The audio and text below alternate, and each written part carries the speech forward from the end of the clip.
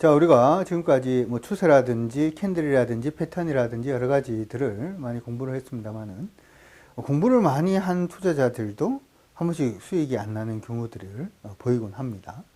자, 그런 이유들이 도대체 뭘까 한번 고민을 해봤더니 그 원인은 바로 이 마음에 있습니다. 그런 경우가 굉장히 많던데요. 추세를 이제 하락 추세의 상승으로 전환이 되어서 매수 신호가 뜨는 경우에 이전에 많이 하락했기 때문에 이번에 좀 더 기다려야 되지 않을까? 그런 마음이 들 수밖에 없잖아요. 그렇죠? 그러다 보니까 매수 타이밍을 놓치는 경우가 많고요. 매수 타이밍을 적절히 잘 잡았다라고 하더라도 종목이 이제 추세를 깨고 내려간다든지 패턴을 좀 안 좋은 패턴을 만들면서 반전형 패턴이 뜬다든지 하는 그러한 모습이 보임에도 불구하고 야, 이러다가 좀 있으면 오르겠지.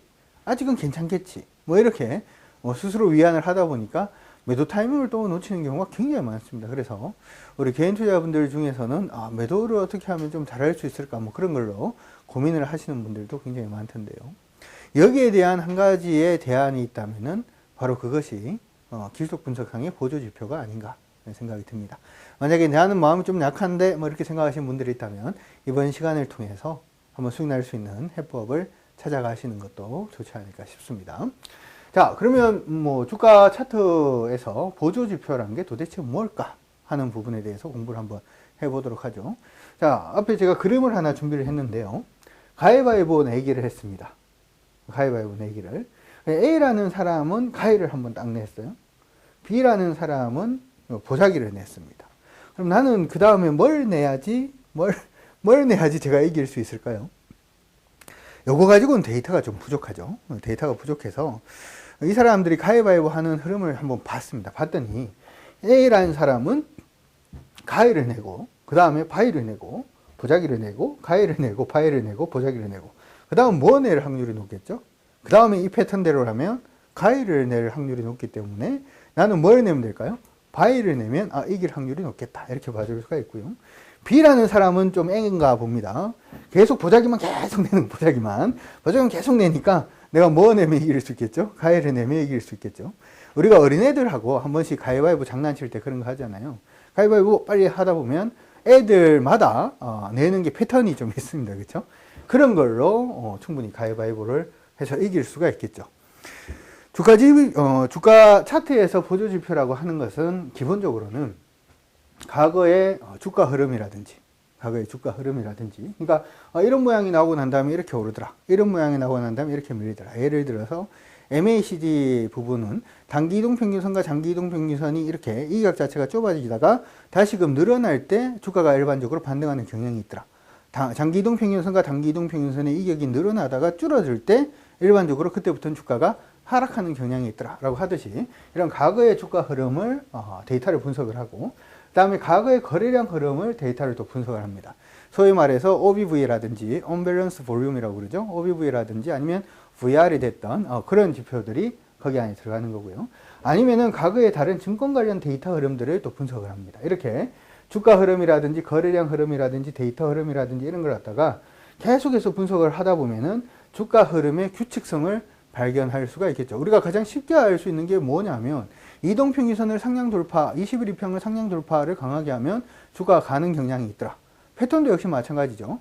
아까 우리가 봤다시피 이중 바닥을 돌파를 하면 주가가 하방에 상방으로 전환되는 경향이 있더라. 뭐 이런 것들을 주가의 흐름에 대한 규칙성을 일단 발견을 하고요. 요거를 기점으로 해서 앞으로의 주가 흐름을 예측을 합니다. 오를 확률이 높아, 떨어질 확률이 높아. 오를 확률이 높아, 그래서 매수야. 떨어질 확률이 높아, 그래서 매도야. 이런 식으로 이전의 데이터 흐름을 분석을 해서 만들어낸 것이 바로 이 보조지표다. 이렇게 생각을 하시고 봐주시면 좋을 것 같습니다. 자, 이런 보조지표는 여러 가지 종류들이 있는데요. 쉽게 생각을 해서 추세 추정형 지표, 오실레이터기 지표, 거래량, 밴드 이렇게 되어 있습니다. 추세 추정형 지표라고 하는 것은 추세가 만들어질 때 가장 잘 맞는 지표다. 이렇게 봐주시면 좋을 것 같고요. 오실레이터기 지표라고 하는 것은 일반적으로 위아래가 이렇게 되어 있습니다. 위아래가 있어서 과열권과 가매도권이 있어요. 가매도권과 가매수권이 이렇게 들어가 있는 지표, 밴드를 우리가 오실레이터기 지표라고 하고요. 거래량을 통해서 만드는 지표는 OBV 지표 같은 것들이 있습니다.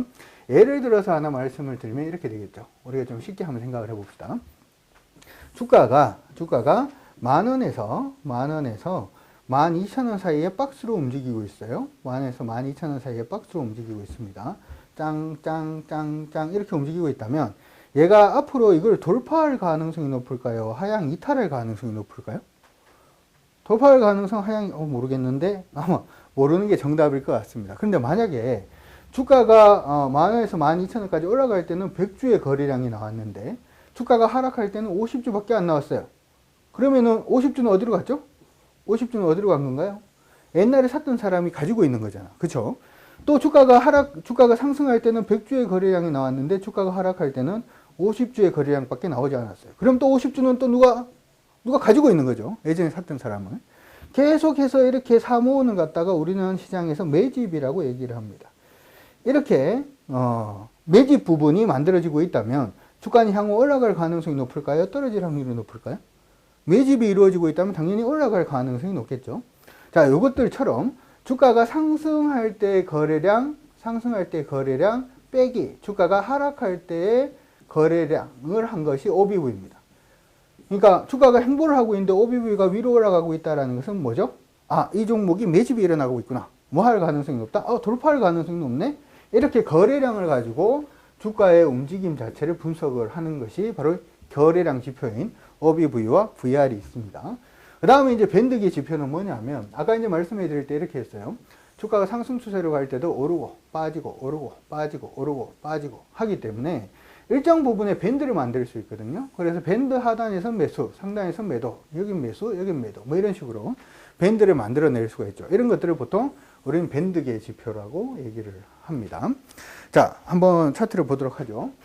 앞서서 말씀을 해드린 것처럼 추세 추정형 지표들 중에서 가장 일반적인 MACD 같은 경우에는 보니까 선이 특별하게 위아래로 뭐 그런 게 없죠. 마이너스 3,000도 있고요, 1,000도 있고요, 뭐 이런 식의 흐름이고, 스토캐스틱 같은 경우가 일반적인 오실레이터계 지표입니다. 아까 말씀드린 대로 0에서 100까지의 오실레이터계 안에서 아래쪽으로는 여기 떨어지면 이제 과매도권이 되고요, 여기로 올라가면 이제 과매수권이 되겠죠. 그런 선 자체가 만들어지고 있다.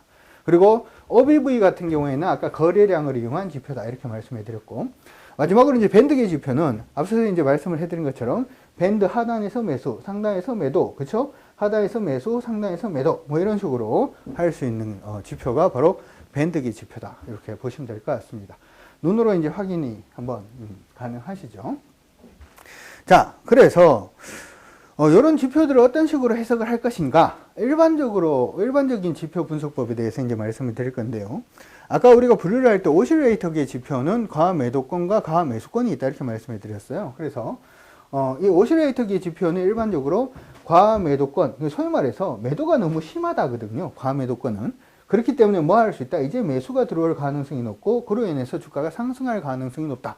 이게 바로 오실레이터계 지표 안에서 과매도권의 지표 자체를 더 뚫고 올라오는 그런 모습이 보이게 됩니다. 이럴 때 일단은 매수할 수 있다 이렇게 봐주시면 될 것 같고요.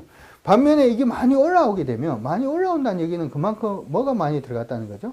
매수가 많이 들어갔다는 거죠. 그래서 일정 수준 0에서 100 사이에서 80 이상 보통 올라오면 이 부분을 갖다가 우리가 이제 가매수권이라고 얘기를 하는데요. 가매수권까지 올라왔다가 이렇게 가매수권을 다시금 하향 이탈하는 그러한 경우를 매도 타임으로 잡는 그러한 경우가 있습니다. 그래서 침체권하고 과열권을 하향 이탈, 상향 돌파 또는 하향 이탈하는 부분에서 일단은 매수와 매도를 하는 것이 오실레이터계 지표에서는 가장 기본적인 방법이 된다 이렇게 생각을 해 두시면 될 것 같고요. 지금 보시는 것처럼 이렇게 되어 있는 거죠. 아까 말씀한 대로 스토캐스틱입니다. 그렇죠? 오실레이터계 지표죠. 주가가 가매도권으로 왔다가 가매수권으로 전환되는 타이밍에 매수가 들어오는 거고요. 가매수권으로 들어왔다가 이탈하는 그 자리에서 매도하는 그러한 형태, 다시금 가매수권으로 들어왔다가 돌파하는 그런 자리에서 매수하는 거, 그 다음에 가매수권으로 들어왔다가 이탈하는 그런 자리에서 매도하는 형태로 해도 충분히 지금 보시는 것처럼 수익을 올릴 수 있다는 걸 우리가 확인을 할 수가 있습니다. 그래서 일반적으로 그렇게 보조지표를 활용하는 방법이 하나가 있다 이렇게 생각을 해 두시면 좋을 것 같습니다. 추세 추정형 지표 같은 경우에는 뭐 시그널선을 이용을 해서 매매하는 방법도 있습니다만은 첫 번째로 볼 수 있는 부분이 기준선을 돌파하는 겁니다. 추세 추정형 지표에서는 아까 말씀드린 대로 오실레이터계 지표는 0하고 100 사이에 오실레이터 지표가 있다면 추세 추정형 지표에서는 영선이 있습니다. 영선이. 영선을 상향 돌파할 때 매수, 영선을 하향 이탈할 때 매도. 영선을 상향 돌파할 때 매수, 하향 이탈할 때 매도하는 방식으로 일단은 전략을 잡을 수가 있는 건데요. 자, 한번 보도록 합시다. 자, 요거는 CCI라는 지표인데요. CCI 역시 추세 추정형 지표죠. 지금 보시는 것처럼 영선을 상향 돌파할 때 매수, 그렇죠? 영선을 하향 이탈할 때 매도하는 방식으로, 그 다음에 영선을 상향 돌파할 때 매수하는 방식, 영선을 하향 이탈할 때 매도하는 방식, 그렇죠? 상향 돌파할 때 매수하고 하향 이탈할 때 매도하고, 상향 돌파할 때 매수를 하고 하향 이탈할 때 매도하는 방식으로 해도 지금 사실 이거는 이런 식으로 매매하는 것 자체가 앞서서 이제 말씀해 드린 것처럼 심리 자체는 완전히 배제입니다. 내 생각은 없는 거예요. 내 생각은 없이 지표가 돌파하면 매수하고 지표가 하향 이탈하면 매도를 하는 그러한 형태로 진행을 해도 충분히 지금 보시는 것처럼 수익을 낼 수 있는 구간을 충분히 만들어낼 수가 있다는 겁니다. 그래서 이게 오실레이터계 지표가 더 좋다, 아니면 추세 추정형 지표가 더 좋다, 이렇게 얘기는 하긴 좀 그렇습니다만은, 시장이 추세를 가지고 움직이고 있을 때는 추세 추정형 지표를, 시장이 크게 박스로 움직이고 있을 때는 오실레이터계 지표가 괜찮으니까 그렇게 참고를 해 두시면 좋을 것 같고요. 그 다음에는 가장 일반적으로 오실레이터계 지표나 아니면은 추세 추정형 지표나 두 개 다 사용할 수 있는 방법들 중에 하나인데요. 보통은 이제 지표가 있으면 이 지표하고 관련돼서 매수 사인을 주는 시그널선이 다 있습니다. 시그널선이라고 하는 것은 보통 이동평균을 한 선인데요. 이 이동평균을 했다라고 하면은, 종가를 이동평균 했나? 그런 뜻이 아니라, MACD 같은 경우에는 MACD 선이 있겠죠. 그쵸? 이 MACD 선을 한 거다? 이동평균. CCI 같은 경우에도 CCI 선이 있겠죠. 이 선을 이동평균. 그러니까 주가를 이동평균 한 건 아닙니다. 스토캐스틱 같은 경우에는 %K가 있으면은 %D가 %K를 이동평균한 선. 보통은 이제 시그널을 내기 위해서 이렇게 이동평균한 선들을 다 사용을 하고 있습니다. 자, 보시면은 보조지표가 시그널선을 돌파해서 올라갈 때, 소위 말해 골든크로스라고 얘기를 하죠. 아니면은 보조지표가 시그널선을 하향 이탈할 때, 그때는 매도, 상향 돌파할 때는 매수, 하향 이탈할 때는 매도하는 일반적인 방식으로, 이 방식은 오실레이터계 지표하고 추세 추정형 지표 모두 다 사용이 가능한 지표다라고 생각을 해 두시면 됩니다. 그 다음은 조금 복잡해 보일 수도 있는데요. 자, 지금 보시면은 지금 복잡해 보여서 제가 그려놨습니다. 매수 매도 매수 매도 매수 매도. 지표대로 지금 보시는 것처럼 지표가 상향 돌파할 때, 그렇죠? 그 다음에 하향 이탈할 때, 상향 돌파할 때, 하향 이탈할 때를 다 표시를 해봤는데요.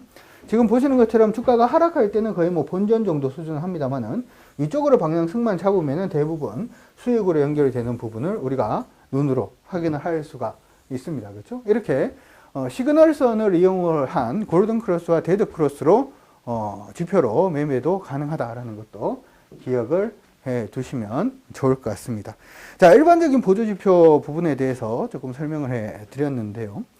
사실 이제 보조지표 같은 경우에는 굉장히 종류가 많아요. 아까 우리가 예시를 봐도 그렇습니다만은.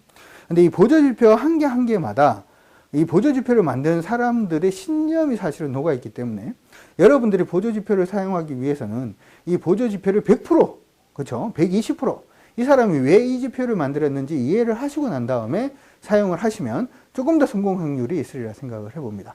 심리가 약하신 분들은 보조지표를 한번 마스터해 보시는 것도 좋을 것 같습니다. 이번 강의는 여기서 마무리하도록 하겠습니다.